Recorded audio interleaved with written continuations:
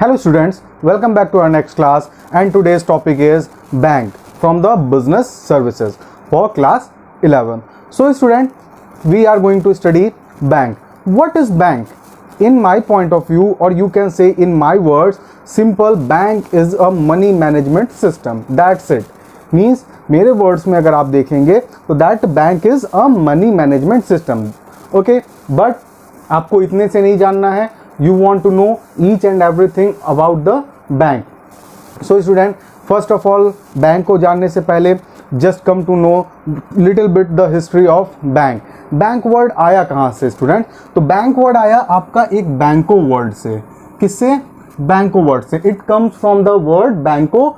This word use in the Italy. कहाँ पे use हुआ था? First use in the Italy. ये इटली में यूज हुआ था और वहीं से ये वर्ड्स का फेमस हुआ बैंको. और यू कैन से एक वर्ड और था बैंके. बैंके. तो ये आप दो वर्ड्स आप कह सकते हैं. These two words are the initial words which are used instead of banks. इसको यूज करते करते फिर हम बैंक वर्ड पे आए. So student, in our India, in our country, there are various banks. There are mostly 7 or 8 types of banks. In that bank, there is first one is our central bank. Second one, commercial banks, and after that, agricultural bank, industrial bank, cooperative bank. There are many more. तो 7 or 8 banks हैं. आपको उनको नहीं पढ़ना है. You are going to study about only commercial bank, which helps in your business services. Okay student, तो हम ये जानते हैं. बट स्टूडेंट, आपको ये जानना होगा कि कॉमर्शियल बैंक, या मैं आपको बताता हूँ कि दैट कॉमर्शियल बैंक और हमारे जो सेंट्रल बैंक है. And yes student, central bank is your father of all bank, और you can say the banker's bank के नाम से सेंट्रल बैंक को जाना जाता है. And in our country there is only one central bank, और in every country in the world there is only one central bank in each country. हर एक कंट्री में, ऐसा नहीं कि पूरे वर्ल्ड में एक सेंट्रल बैंक है, नहीं. हर एक कंट्री का एक अपना खुद का सेंट्रल बैंक होता है. और इन आर कंट्री वो बैंक जो है that is RBI. RBI means Reserve Bank of India. This is our central bank of India. ये हमारे सेंट्रल बैंक है. नेक्स्ट स्टूडेंट, अब आपको ये जानना चाहिए, थोड़ा सा आपको पता हो जाना चाहिए कि when this bank is establish. तो आरबीआई जो एस्टैब्लिश हुआ था स्टूडेंट, वो एस्टैब्लिश हुआ था आपका 1935 को. कब एस्टैब्लिश हुआ था? इन 1935 आरबीआई वाज एस्टैब्लिश. और इन कॉमर्शियल बैंक, अब हम आते हैं कॉमर्शियल बैंक पे. तो in commercial bank there is the most popular bank that is SBI. You can say SBI is a, एक हिंदी में बोल दे तो अच्छा बच्चा है अपने फादर का. मीन्स कि दैट इज वेरी फेमस और दैट इज वेरी पॉपुलर और that is very favourite bank of the RBI. वो कहीं कहीं पे जो ये एसबीआई है स्टूडेंट, ये भी आपका आरबीआई के तरह से काम करता है. जहां पे कि आपका आरबीआई नहीं पहुंच पाता है, वहां पे एसबीआई एज अ आरबीआई के रूप में काम करता है. सो स्टूडेंट, आरबीआई कब एस्टैब्लिश हुआ था? आरबीआई हमारा एस्टैब्लिश हुआ था 1955 को. ओके स्टूडेंट, तो आई थिंक कि आपको इतनी हिस्ट्री समझ में आ गई होगी. और एक चीज कि when we going to study about banks, तो we know that bank is a financial institute.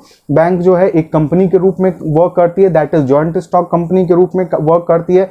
और बैंक को रेगुलेट करने की हमारी, जैसे मैंने आपको कई बार बताया है कि there is a regulatory body और there is a law body which governs all the activities of any body. तो उस बॉडी को गवर्न करने के लिए एक रेगुलेटरी अथॉरिटी बनाई जाती है. और हमारी बैंकिंग अथॉरिटीज को या बैंकिंग सर्विसेज को गवर्न करने के लिए there is authority that is known as Indian Banking Act 1949. तो बैंकिंग एक्ट आप कह सकते हैं 1949. तो बैंकिंग एक्ट 1949 है जो हमारी बैंकिंग सेक्टर की सर्विसेज को गवर्न करता है. So student, this is a little bit history of bank. आपको बैंक के बारे में पता हो गया कितने बैंक होते हैं. जैसे मोस्टली मैंने बताया 7 or 8 banks. There bank 7 or 8 banks exist in India. Next you see that when commercial bank and when the most favorite or most famous commercial bank SBI and when our central bank is established. तो ये सारी चीजें आपने देख ली. Now come to the point that is student what is banks. तो आइए हम लोग वन बाय वन इसको देखते हैं। तो student, banks occupy an important position in modern business. अब देखिए, bank occupies important position in modern business, यानी कि अभी का जो एरा चल रहा है, दिस मॉडर्न एरा, इसमें बहुत ही इंपॉर्टेंट रोल होता है बैंक का। Bank plays a vital role, you can say. Next, no country can, देखिए बहुत ही इंपॉर्टेंट है, no country can make commercial and industrial progress without a well organised banking system. Means कि जब तक हमारी कंट्री में एक वेल ऑर्गेनाइज्ड बैंकिंग सिस्टम नहीं होगा, तब तक we can't achieve the goal of our commercial and industrial. It means the growth of commercial and industrial sector. Next is banks encourage the habit of saving. Banks, ये बहुत important है, this is very important point, that banks encourage the habit of saving. Saving की habit को हमारे encourage करता है, to whom? To the general peoples और that general publics, among the public. They mobilise what? They mobilise small savings. Means कि जो हमारी small savings होती हैं, जो छोटी छोटी सेविंग्स हम अपने बैंक्स में, अपने अकाउंट्स में करते हैं, वो उन सेविंग को मोबिलाइज यानी मूवमेंट देता है। For what? Channelise them into productive uses. Means कि हम छोटी छोटी पैसों को, छोटे छोटे सेविंग्स को हम यूज करते हैं अपने प्रोडक्टिव वर्क के लिए। Means we are just saving our hard earned money in banks, and after that when it becomes in huge amount, then we just introduce that money in our productive work. So student, I think कि आपको banking समझ में आई होगी, what is bank. Next, come to next one, what is meaning of bank. तो bank का मतलब क्या होता है? तो just a bank is an institution, bank एक इंस्टीट्यूशन है which deals in money and credit. Means कि बैंक जो है, आपको पता होगा कि bank deals with money and credit. Bank पैसों में ही डील हमारे करती है। तो bank is institution which deals in money and credit. Next student, it collects deposit from the public. Yes, this is a key point, that it collects deposit from the public. हम क्या करते हैं? We go to the bank for what? For traveling or for just wandering? नहीं ना, हम जाते हैं bank में for what? For depositing or taking the money or withdrawal the money. तो हम बैंक में, बैंक जो है हमसे क्या करती है? पैसे को डिपॉजिट करती है from the public and supplies credit, और क्रेडिट देती है, देयर बाई फैसिलिटेटिंग एक्सचेंज, और एक्सचेंज की फैसिलिटी देती है। मींस कि हम पैसे को डिपॉजिट भी करते हैं, विड्रॉल भी करते हैं, बैंक से क्रेडिट भी लेते हैं। तो स्टूडेंट, आई थिंक कि इतना क्लियर हो गया होगा आपको। Next one, it also performs what? Many other functions like credit creation, agency functions, general services, etcetera etcetera. तो बैंक डिपॉजिट और सप्लाई क्रेडिट के अलावा बहुत से वर्क करती है, that is credit creation, agency function, general services, etcetera etcetera. तो अब इन सारी चीजों को हम डिटेल में बात करते हैं, व्हाट आर दीज। तो student, here is your next topic, that is functions of commercial bank. What are the functions of commercial bank? just हम इस point को देखते हैं। इसी point से you clear that which type of accounts are opened in commercial banks. Commercial bank में हम कितने कितने टाइप के अकाउंट्स ओपन कर सकते हैं, what are the means of that account, ये सारी चीजें हम यहीं इसी पॉइंट से क्लियर आउट कर लेंगे। सो स्टूडेंट, लेट चेक, ध्यान से देखिएगा और समझने की कोशिश कीजिएगा। Student, come to the point, that is functions of commercial bank. There are two major functions of commercial bank, that is first one is primary function and second is secondary function. दो तरह के function होते हैं। and in primary function means कि bank का जो पहला work होता है, in that primary function there are major two functions. which one? First is accepting deposits and second was lending money. means student कि बैंक जो है वो कैसे वर्क करती है? बैंक वर्क करती है पैसों से, और बैंक को वर्क करने के लिए, बैंक को खुद को ऑपरेट करने के लिए, अपने बैंक को अपनी एक्टिविटीज को फुलफिल करने के लिए they need the money also. तो ये सब काम करने के लिए बैंक को पैसा चाहिए, और बैंक को कैसे आता है पैसा? That from accepting deposit. हम जब जाके बैंक में पैसों को डिपॉजिट करते हैं, so bank gets the money from that deposit, and फिर बैंक उस पैसों को लेंड करती है एज अ लोन। तो बैंक उसको एज अ लोन लेंड करती है, यानी कि लोगों को लोन में देती है, क्रेडिट देती है, and that credit returns to bank with interest. उसके बाद वो पैसा वापस से बैंक के पास इंटरेस्ट के रूप में जाता है, तो बैंक को उससे भी आपको अर्निंग होती है। So this is a basically a function of bank. तो हम देखते हैं बैंक के क्या क्या फंक्शन होते हैं। बैंक एक्सेप्टिंग डिपॉजिट करती है, तो फ्रॉम विच पॉइंट और from what accounts that bank accept the deposit. और जब बैंक लेंडिंग मनी करती है तो हाउ दैट और what are the process that bank lends that money. तो student come and see one by one these all topics. तो student first one is your in accepting deposit, first one is your fixed deposit or time deposit. It means fixed deposit is, इसको short form में we say that FD। आपने बहुत सुना होगा FD का नाम, fix deposit. What is the means of fix deposit और time deposit? नाम से ही स्टूडेंट कंफर्म हो रहा है कि that is fix deposit means कि एक फिक्स्ड अमाउंट होता है and that fixed amount is deposited in bank for a fixed period. Means कि हमने क्या किया, एक अमाउंट, एक लंपसम अमाउंट, और इसमें हम छोटा अमाउंट नहीं डिपॉजिट करते हैं स्टूडेंट, करते हैं we just deposit a lump sum और a huge amount in this account for a long period. तो कैसा होता है ये? In that we deposit like 50,000, 1 lakh, 2 lakh, ऐसे पैसा हम इसमें डिपॉजिट करते हैं in a huge amount and for the long period means like 1 year, 2 year, 5 year, 10 year, ऐसे हम इसमें पैसा डिपॉजिट करते हैं। That's why this is known as time deposit. Time लेके हम इस पर डिपॉजिट करते हैं and first thing we get money और in we get our money in completing of that time. Means कि जब वो टाइम कंप्लीट होगा, जितने टाइम के लिए हम लोगों ने बैंक में पैसे को डिपॉजिट किया है, तब हमारी मनी हमें वापस मिलेगी और that time is known as maturity date. उस टाइम को हम लोग मैच्योरिटी डेट के नाम से जानते हैं। सो स्टूडेंट आई थिंक कि आपको क्लियर हो गया होगा ये। And in this account we just get a high interest rate. हमें इस अकाउंट पे हाई इंटरेस्ट रेट मिलता है बैंक के through.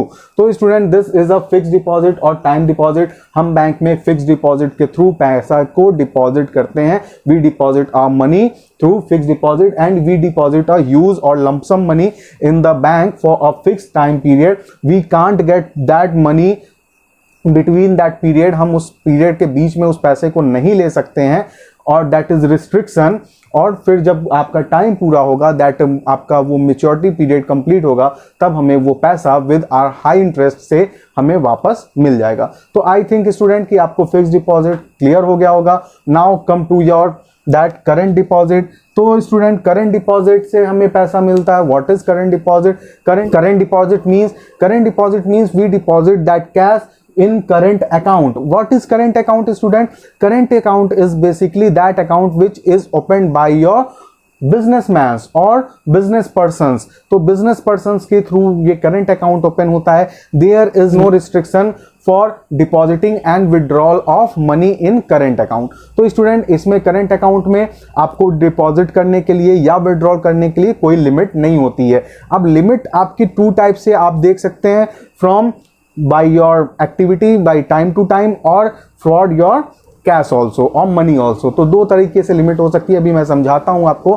That first one is in terms of money. Means कि आपके in that saving account you are limited, कि आप एक लिमिट होती है कि आप इससे ज़्यादा पैसा बैंक में नहीं जमा कर सकते हैं। If you deposit that money और you deposit huge money in your account, in your saving account, so you get a enquiry call. आपको इंक्वायरी कॉल आ सकती है।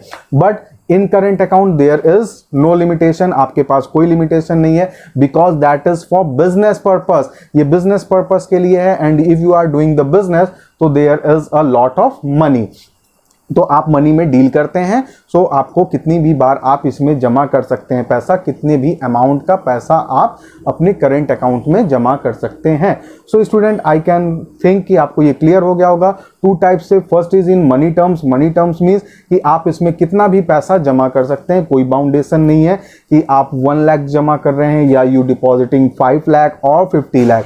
there is no restriction in the current account. And next one is कि आप इसमें एक बार में, एक दिन में, चाहे जितनी भी बार आप जाके पैसे को डिपॉजिट कर सकते हैं और पैसे को विड्रॉल भी कर सकते हैं. Means you go to the bank in many times in a day and you can deposit your cash by time to time और बाय इन वेरियस टर्म्स, और you can withdrawal the cash in various terms also. तो आपको इस पे भी कोई restriction नहीं है. But in saving account there is restriction कि आप वन डे में एक ही बार पैसा जमा करने जाएंगे बैंक में, आप एक ही बार बैंक से पैसा निकाल सकते हैं. So that is the restriction in your saving account. तो आई थिंक स्टूडेंट आपको करंट अकाउंट समझ में आया होगा. That current account is for your business persons, current account is for business purpose, current account doesn't have any limit. Current account, yes student, one thing more, in current account you get a overdraft facility.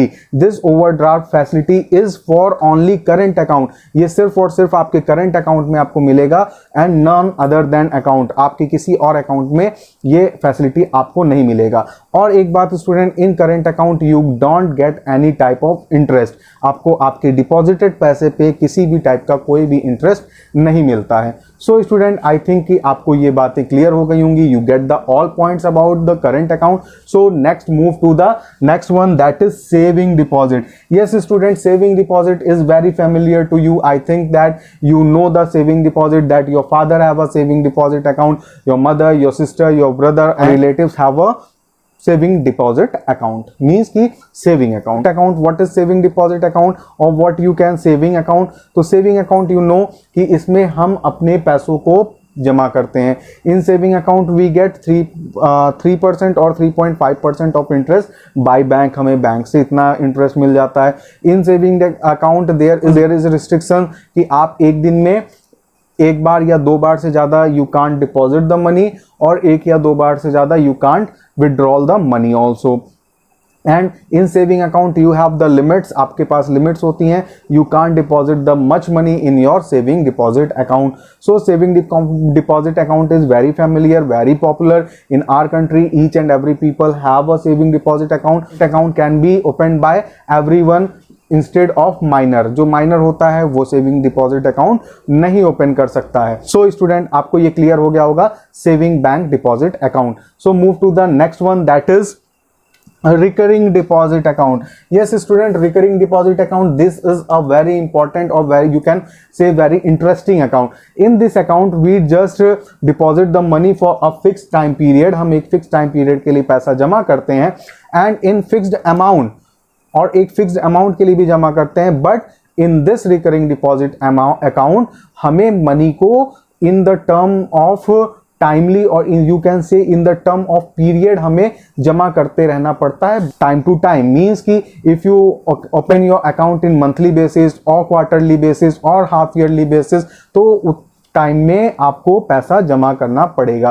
Means कि आपने कोई भी पैसा इसमें deposit किया, आपने account open किया, assume that 1000 rupees, आपने 1000 रुपए का अकाउंट ओपन किया and that account is of monthly basis. तो आपको हर पर मंथ में 1000 रुपीज डिपॉजिट करना पड़ेगा in the particular time period. जो टाइम पे आपने अकाउंट खोला है विच इज ड्यू डेट, उस ड्यू डेट पे आपको 1000 रुपीज आपके अकाउंट में डिपॉजिट करना पड़ेगा. दैट इज नेसेसरी और दैट इज रिस्ट्रिक्टेड कि if you not deposit that 1000 rupees on the due date, so you have to pay that penalty. आपको पेनाल्टी पे करनी पड़ेगी. So student, in recurring deposit account you can't take out the money before the maturity period. आप maturity period से पहले money को नहीं निकाल सकते हैं. There is the restriction like fixed deposit account. In fixed deposit account there both things are fixed, like time also fixed and money also fixed. आप एक बार में पैसा जमा करते थे एक फिक्स टाइम के लिए, but in recurring deposit account the time is fixed कि आपने 1 ईयर 2 ईयर 5 ईयर 10 ईयर के लिए you just open an account और there is a fixed amount but in term of period. तो 1 मंथ में अगर आपने ओपन किया है तो आपको मंथली बेसिस पे 1000 रुपीज पे करना पड़ेगा. अगर आपने क्वार्टरली ओपन किया तो 3 मंथ पे आपको 1000 रुपीज पे करना पड़ेगा अपने बैंक में. You can only pay the amount but you can't take the amount from that account. तो आपको ये भी क्लियर हो गया होगा. In this account you get also a high interest but less than your fix deposit. आप high interest earn करते हो, बट फिक्स डिपॉजिट से वो इंटरेस्ट कम रहता है। सो स्टूडेंट, आई थिंक कि आपको रिकरिंग डिपॉजिट अकाउंट भी क्लियर हो गया होगा। One more thing, in recurring deposit account which money you are going to deposit, that money is in multiple of 5 rupees. तो ये 5 के मल्टीपल में होने चाहिए, सॉरी रुपीज़ बोल दिया, ये 5 के मल्टीपल में होने चाहिए। So student, I think you are clear about your these accounts. Now next one is your multiple deposit account. Student, what is multiple deposit account? This account is your like saving account and fix deposit account both. Means की इसमें एक limit होती है and this limit is fixed by you and bank also, that you fix that 1 lakh rupees limit. तो अब आपने जैसे ही पैसा जमा करना अपने अकाउंट में शुरू किया and when you achieve the limit of 1 lakh rupees, तो उसके ऊपर का जो पैसा है that is just transfer to your next fix deposit account. तो मीन्स कि वो आपका जो दूसरा पैसा है, मीन्स कि 1 लाख के ऊपर जो भी पैसा फ्लो करेगा, वो पैसा फ्लो करके आपके फिक्स डिपॉजिट अकाउंट में जाके डिपॉजिट हो जाएगा। तो यहाँ इसीलिए इसको मल्टीपल डिपॉजिट अकाउंट स्टूडेंट कहा जाता है, बिकॉज कि इसमें एक तो आपका सेविंग अकाउंट हो रहा है, second one is fix deposit account. तो दोनों एक साथ काम कर रहे होते हैं। लिमिट होती है, आप लिमिट अपने खुद से इसको इंक्रीज और डिक्रीज कर सकते हैं, 50,000 1 लाख जैसा भी आप चाहिए। उसके बाद आपने एक लिमिट फिक्स कर दी, उस लिमिट तक आपका पैसा आपने डिपॉजिट किया, आफ्टर दैट लिमिट वो पैसा ऑटोमेटिकली डिपॉजिट हो जाएगा आपके फिक्स डिपॉजिट अकाउंट में। So student, I think you get all the points of primary function and like accepting deposit, and you know all the accounts, what are these accounts and how these accounts works. So come to the next one, that is lending money. This is also a primary function of the bank and lending money. So student, come have a look what is the points, that loans means term loans. ये क्या होते हैं student term loans? तो you know bank हमें loan provide करती है and that loan is for a long time. ये loan बहुत लॉन्ग टाइम के लिए होता है and we have to pay that loan in easy monthly instalment. हम उसको एक EMI के रूप में इक्विटी, और इस पैसे को हम इक्विटेड मनी इंस्टॉलमेंट भी कहते हैं, और हम इस पैसे को विद इंटरेस्ट बैंक को वापस करते हैं। बैंक इसमें कोलैटरल सिक्योरिटीज लेती हैं, so that is loans, term loans. तो बैंक हमें हमारी एक्सेप्टिंग डिपॉजिट, जो हमने डिपॉजिट किया है बैंक में, उसी डिपॉजिट से बैंक हमें लोन प्रोवाइड करती है and bank get interest on the loans. तो इस तरह से बैंक वर्क करती है। Second one is student, I think clear हो गया होगा। Second one is student cash credit. अब what is cash credit student? Cash credit means कि यू हैव टू पे और you have to give a collateral security for mortgage to bank. आप जो भी security bank को देंगे, bank उसके behalf में आपको 70% 80% पैसा फाइनेंस करेगी। इट मीन्स कि आपने बैंक को, it suppose you give the 10 lakh rupees security to the bank, आपने बैंक को 10 लाख की सिक्योरिटी दी, so bank give back you a 7 lakh और 8 lakh rupees in term of cash credit. Cash credit में आपको ये 7 और 10 लाख रुपीज आपको वापस कर देगी। और cash credit, that cash credit bank open your account on for the cash credit. तो कैश क्रेडिट के लिए बैंक आपके अकाउंट को ओपन कर देती है, एक अकाउंट ओपन कर देगी लोनिंग अकाउंट करके, और उसमें आपका जो ये 7 और 8 लाख रुपीज है that transfer in your that loaning account, और उसमें ये पैसा ट्रांसफर हो जाएगा और वहां से आप कैश में इस पैसे को जैसे आपकी रिक्वायरमेंट हो, if you are required for whole amount तो आप पूरा होल अमाउंट ले सकते हैं, if you are required to the partition of amount तो आप पार्टीशन में पैसे को ले सकते हैं। तो this is cash credit. Next one is your student that is overdraft. What is overdraft? तो स्टूडेंट आपको मैंने बताया था that overdraft facility is provided only to the current account and current account is managed by, और current account are basically opened by a businessman. तो businessman को ये overdraft की फैसिलिटी मिलती है। This overdraft is basically a few days loan, means कि ये आपका 1 मंथ 2 मंथ ऐसे लोन नहीं होता, या 1 ईयर 2 ईयर का लोन नहीं होता। This is the loan for few days. It means कि overdraft में if you don't have a sufficient amount in your account and you need that amount, so bank आपकी credit basis पे, bank आपके business के basis पे, bank gives just that amount to you on the basis of credit for few days. आप कुछ दिन के लिए बैंक से वो पैसा उधार लेंगे, मीन्स कि आपके क्रेडिट बेसिस पे आप कैसा जॉब करते हैं, सॉरी आप कैसा बिजनेस करते हैं, उस बिजनेस के अकॉर्डिंग बैंक आपके ट्रांजेक्शंस एनालिसिस करेगी, बैंक आपकी क्रेडिट देखेगी, और जब बैंक सेटिस्फाइड हो जाएगी कि yes you are a good customer of the bank, तो फिर आपको ओवरड्राफ्ट की फैसिलिटी बैंक प्रोवाइड कर देती है। मींस कि if you have 1 lakh rupees in your account, आपके अकाउंट में 1 लाख रुपीज है and you want that 2 lakh rupees account, आपको 2 लाख रुपीज की जरूरत है instant because for your business payments, तो बैंक आपको ओवरड्राफ्ट की फैसिलिटी दे देगी। Bank gives you extra 1 lakh rupees for your payments, but that payment is for few days, वो बहुत कम टाइम के लिए होगा, जैसे 2 डेज 3 डेज 4 डेज और इवन 5-6 डेज, उससे ज्यादा का पेमेंट नहीं होता है। सो स्टूडेंट आई थिंक कि आपको ओवरड्राफ्ट भी क्लियर हो गया होगा। Let's move to the next one, that is discounting of bills of exchange. Student discounting of bills of exchange means कि bank just discount your bills of exchange. Bills of exchange I think कि आपने पढ़ा होगा, bills of exchange जो होता है that is also used by businessman. One businessman write the bills of exchange to another businessman for the purpose of business, for the purpose of requirement of the cash। तो cash के requirement में एक businessman दूसरे businessman के ऊपर bills of exchange को right करते हैं और हम बैंक में ले जाके उसको डिस्काउंटेड कर देते हैं। इट मीन्स कि वो बिल्स ऑफ एक्सचेंज एक टाइम पीरियड के लिए होता है, एक टाइम के बाद उसकी मैच्योरिटी होती है, बट बिल ऑफ एक्सचेंज होता है this is for the fix time, ये एक फिक्स टाइम के लिए होता है। मींस कि ये पेमेंट जो है आपको 3 मंथ और 6 मंथ के बाद मिलेगा, आफ्टर 3 मंथ और 6 month you get the payment, but bank just take this bill of exchange and give you money instead of this bill of exchange like a security. तो आप एक बिजनेसमैन होते हैं और बिल ऑफ एक्सचेंज आप ले जाके बैंक को देते हैं, बैंक इसको एज अ सिक्योरिटी अपने पास रख लेती है and just financing you a loan और give you a money instead of your bill of exchange. तो स्टूडेंट आई थिंक कि आपको लेंडिंग मनी का पोर्शन भी बैंकिंग के थ्रू समझ में आ गया होगा। Just move to the secondary function of bank and these are the agency function and general utility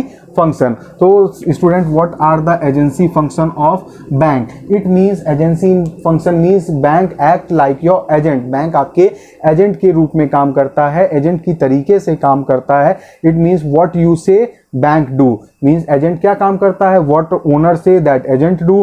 तो उसी तरीके से बैंक क्या करेगा, what you say that banks do, but bank take a commission for their work. जैसे agent अपने काम के लिए काम करेगा और आपसे कमीशन लेता है, like that bank do the works for you and take the commission from their basis of work. तो क्या क्या काम करता है एजेंट के रूप में, जैसे see that paying bills, they bank bills पे कर देते हैं आपके, like phone bill, electricity bill, water bill, this type of bill bank pays the bill instead in favor of you। bank collecting the bill means कि collecting the bills means that bill of exchange, cheques, hundis, बहुत सारी चीजें होती हैं वो bank आपके behalf में collect कर लेता है। Buying and selling of shares and debentures etcetera.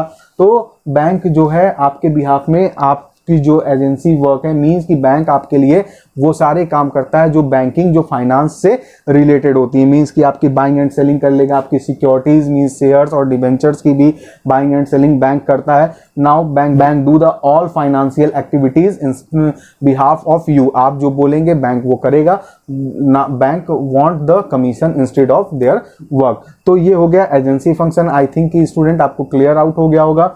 Next one is your general utility function. What the means of general utility function student? General utility function student means कि bank कुछ ऐसे work करता है that is for helping of their customers or for the just providing the good service for their customers। तो अपने customer को एक अच्छी सर्विस प्रोवाइड करने के लिए बैंक कुछ वर्क्स ऐसे करते हैं या कुछ फंक्शंस ऐसे करते हैं, that is general utility function। First one is like providing locker। You know that locker is a main feature or you can say that utility function of the bank। क्यों? Why?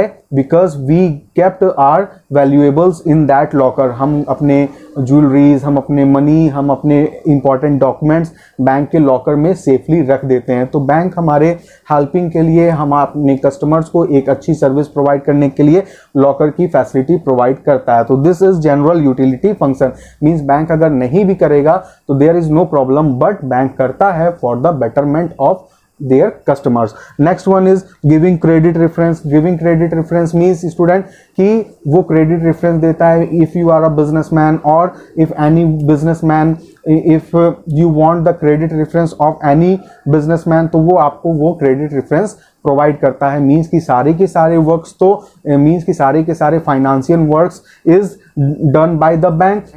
So bank knows each and all businessman, सारे के सारे businessman को bank जानता है और वो उसके बिहाफ में, उनके ट्रांजेक्शन्स के बिहाफ में क्रेडिट रेफरेंस क्रिएट करता है और वो क्रेडिट रेफरेंस आपको प्रोवाइड कर देगा या जो उनके ज़रूरत की होती हैं उनको प्रोवाइड कर देता है for the betterment of the business और for betterment for the customers business.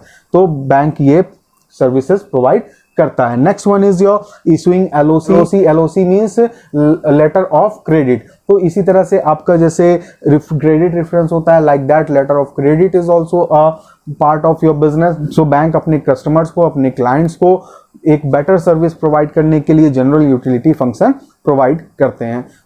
So student, I think you get all the parts like general utility function, agency work, lending money, accepting deposit and the bank. तो student आपको सारी चीज़ें आई think कि समझ में आ गई होंगी।